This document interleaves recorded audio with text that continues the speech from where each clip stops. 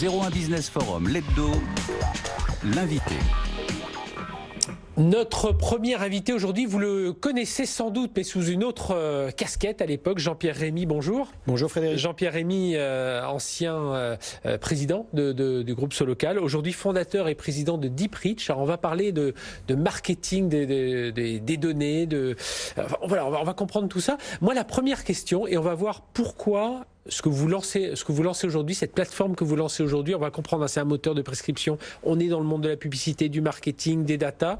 Pourquoi ça prend tout son sens aujourd'hui? Alors je vais remonter un peu haut dans les grandes manœuvres. C'est Publicis, donc qui vient de racheter une société qui s'appelle Ipsilon, qui est spécialisée justement dans les campagnes, dans la data et le marketing, donc plus de 4 milliards quand même, ils sont déboursés. On a Accenture aussi qui est à fond dans ce domaine-là. Alors déjà, votre analyse de ces grands acteurs qui bougent vraiment vers cet univers, et puis derrière, ça vient valider votre stratégie, en tout cas l'axe de développement que vous avez choisi aujourd'hui. Oui, quand les mouvements récents, notamment le rachat d'Epsilon et Publicis, ça illustre très bien la grande mutation, les grandes transformations qu'il y a dans le monde du marketing digital, de la publicité depuis maintenant plusieurs années. Alors comment on peut essayer de résumer ça? C'est assez simple en fait aujourd'hui. Pour créer une relation entre une marque et des consommateurs, il faut principalement deux choses. Il faut de la technologie, des algorithmes, des systèmes d'information.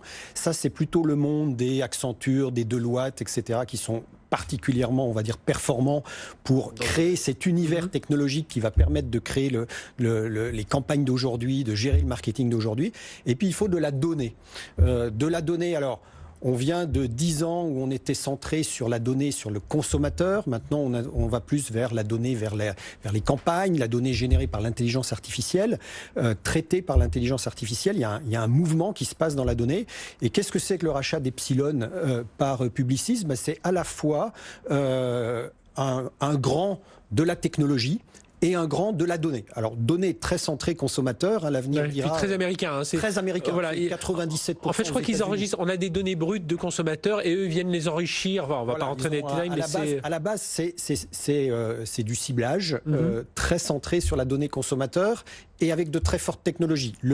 Le vrai pari, et l'avenir dira si le pari est gagnant, c'est est-ce que cette donnée consommateur, c'est la donnée de demain, ou est-ce que la donnée de demain, c'est une donnée qui viendra de l'analyse des campagnes, de l'intelligence artificielle, ou est-ce que c'est un mix des deux? Et évidemment, en fonction de la réponse à cette question, l'acquisition d'Epsilon prendra toute sa valeur ou pas. Avec une autre couche, évidemment, qui vient se rajouter dessus, c'est la protection des données personnelles. Voilà. Exactement. On va aussi apprendre, nous-mêmes, en tant que consommateurs, à mieux maîtriser nos données, à moins les répartir, quoique j'ai pas l'impression qu'on parte un peu dans ce sens-là, mais enfin, on sensibilise davantage, en tout cas, nous, consommateurs, à nos données personnelles. Alors, l'idée de Deeprich, donc je le disais, vous étiez l'ancien patron du groupe Solocal, donc pour les plus anciens, c'était Page Jaune, donc là, on est dans la publicité locale, et donc c'est tout ça. C'est quand vous avez quitté Solocal, vous avez eu des idées pour se dire finalement, les publicitaires, parce que c'est à des agences que vous avez, des agences de pub que vous adressez, elles connaissent bien le marché, elles savent bien sur un marché national,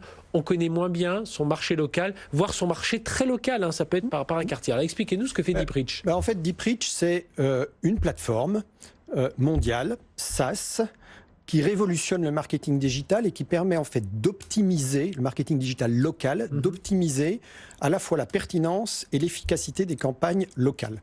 Et vous l'avez très bien dit, en fait, aujourd'hui, faire du marketing local, on ne peut pas le faire avec les outils, avec les technologies du marketing national. Ça ne marche pas. Faire du porte-à-porte si on veut, mais c'est totalement inefficace. Ouais. Et donc, moi, je suis parti sur cette idée de créer Deeprich parce qu'en fait, il y a une opportunité extraordinaire. Le marché mondial de la pub locale digitale, c'est 50 milliards d'euros par an. Ça croît de 10 milliards par an. Donc, opportunité extraordinaire. Et opportunité universelle, c'est-à-dire qu'en fait, toutes les entreprises dans le monde entier ont besoin de créer cette relation, ce lien avec leurs clients locaux. Et aujourd'hui, moi je regardais partout autour de moi, dans le monde entier, je n'avais pas des technologies efficaces qui me permettaient de gérer ce marketing local. Et donc, pour prendre un exemple, c'est ça, c'est le McDo de la région sud d'Amiens, voilà, ou d'Agen, je ne sais pas, qui a du mal à... Prenez un exemple. Vous dites aujourd'hui, je distribue des aspirateurs à Besançon ou à Bayonne et je veux les commercialiser. Si vous allez sur un moteur de recherche et que vous tapez aspirateur, sans préciser du tout la localité, sans donner de contexte autour de ça, vous allez voir arriver les grands, au premier desquels Amazon, et puis vous verrez pas en fait celui qui est le plus proche de vous, oui. Celui qui est peut-être en fait le plus pertinent par rapport à ce que vous recherchez. Donc ça c'est un exemple évidemment totalement basique, mais en fait pourquoi le marketing local est fondamentalement différent du marketing national? Il y a 3 raisons à ça. La première, c'est que en fait on va traiter plein de petites campagnes dans plein d'endroits différents. Et ça, si vous ne le traitez pas de manière automatique, vous allez être très peu performant et vous allez consommer 30-40% du montant de votre campagne rien que pour la traiter. Deuxième sujet, je reprends mes exemples à Besançon, à Bayonne, etc. Comment vous allez vraiment faire un plan multimédia efficace dans chacune des villes dans lesquelles vous voulez faire de la communication locale? Et pour ça, qu'est-ce qu'il faut? Il faut bien comprendre, c'est qui votre concurrent à Besançon? C'est peut-être pas Amazon, c'est peut-être quelqu'un qui est beaucoup mieux implanté, qui a quelque chose de très spécifique et qui a une présence à la fois physique mais aussi numérique sur la ville. Donc vous allez d'abord déterminer quels sont vos concurrents locaux. Ensuite, vous allez dire, mais finalement, je vais investir, mais sur quels médias? Je fais du Facebook, je fais du Google, je fais de la télé numérique, je fais du display, je fais du mobile. Et quel est le bon montant que je dois investir? Est-ce qu'avec 200 €, je suis visible? Est-ce qu'il faut que je mette 500 €? Pendant combien de temps? Etc. Donc on voit bien que ce paramétrage crée ces outils qui vont permettre de définir un plan média multimédia en fait au niveau local. Il faut des technologies. Puis finalement, il y a une troisième chose qui est très importante, c'est qu'il faut que tout le monde puisse l'utiliser. Donc DeepReach, c'est une plateforme qui est à la fois simple, intuitive, en temps réel, qui se base sur des technologies très puissantes, de machine learning et d'intelligence artificielle, mais qui est à la base utilisable par tout le monde. Et c'est d'ailleurs pour ça qu'on a utilisé un logo, une mascotte, qui est en fait un mobile hyper connecté. L'idée, c'est de dire n'importe qui, à partir de son mobile, va pouvoir se connecter avec l'ensemble de son marché local. Ça veut dire, Jean-Pierre Rémy, si je vous suis bien, cette plateforme DeepReach, c'est pas juste de l'audit, c'est la gestion de campagne, c'est même un moteur de prescription, j'imagine. Vous avez réfléchi à... C'est un audit sur une cartographie. On va voir apparaître les différents concurrents, comment ils sont positionnés par rapport les uns aux autres. Qui est-ce qui est vu, qui est-ce qui est aimé, qui est-ce qui est choisi. Mais après, surtout, la plateforme, elle va vous prescrire, elle va vous proposer un plan multimédia local, et puis ensuite, elle va le piloter. Parce qu'en fait, vous lancez votre campagne, mais avec l'intelligence artificielle, vous allez immédiatement regarder quelle est la performance de cette campagne. Si c'est Facebook, je peux mettre plus d'argent sur Facebook, par exemple. C'est en fait, la plateforme va le faire tout seul. Elle va dire, tiens, mais aujourd'hui, à ce moment-là, avec ce message-là, Facebook performe mieux, donc je déplace une partie de mon budget sur Facebook. Puis à un moment, vous allez vous rendre compte que ça y est, vous avez atteint le plein potentiel sur Facebook. Et donc, vous allez stabiliser.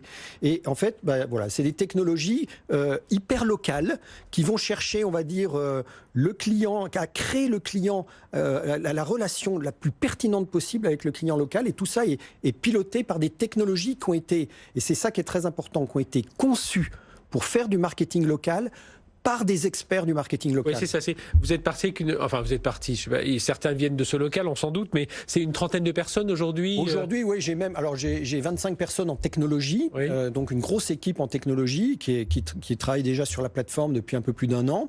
Et puis après, des équipes qui aident les agences, en fait, à utiliser la plateforme, parce que les premiers clients de DeepReach, ce sont les agences. Oui, parce que j'allais vous poser cette question. Je l'ai dit tout à l'heure, c'est les agences. Il n'y a pas une crainte de se faire désintermédier, parce que finalement, moi je suis le vendeur d'aspirateurs, je vais aller sur la plateforme directement. Alors, quelle est Non, vous avez toujours... D'abord, DeepReach n'a pas voulu, on va dire, se suppléer aux agences. Les agences, c'est elles qui ont la relation client, c'est elles qui connaissent la stratégie média de leurs clients, c'est elles qui peuvent faire la création publicitaire qui ira bien pour la campagne, etc. Et nous, on s'est dit, on va se concentrer sur une seule chose. DeepReach doit être le spécialiste de la technologie du marketing digital local.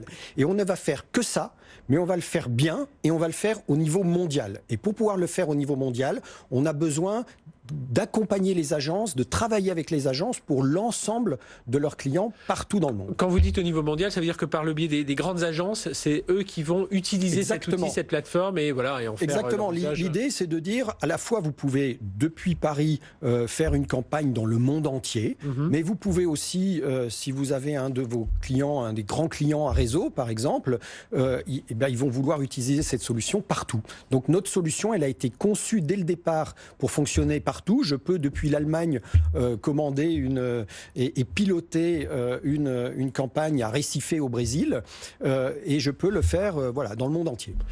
C'est financé comment, Dipritch? Alors, ça a été financé, moi, je vais vous dire, moi, je suis un entrepreneur de la technologie depuis le début. Je crée des plateformes, je crée des entreprises technologiques. Là, j'ai tout mis sur Dipritch. Tout ce que j'avais, j'ai dit, je le mets pour créer Dipritch. C'est mon projet, c'est celui lequel je m'investis à fond.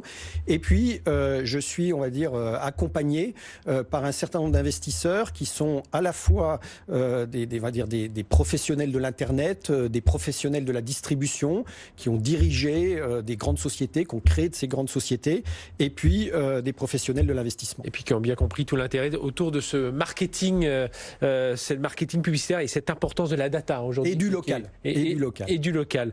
Merci Jean-Pierre Rémy d'être venu nous présenter cette plateforme. Donc longue vie à Dipritch, mais déjà, il y a déjà des agences qui utilisent. On a une cinquantaine d'agences aujourd'hui. On a démarré la commercialisation au début de cette année, en janvier, et on a déjà une cinquantaine d'agences qu'on accompagne pour qu'elles développent Dipritch et qu'elles proposent Dipritch à leurs clients. On va mieux connaître les marchés locaux.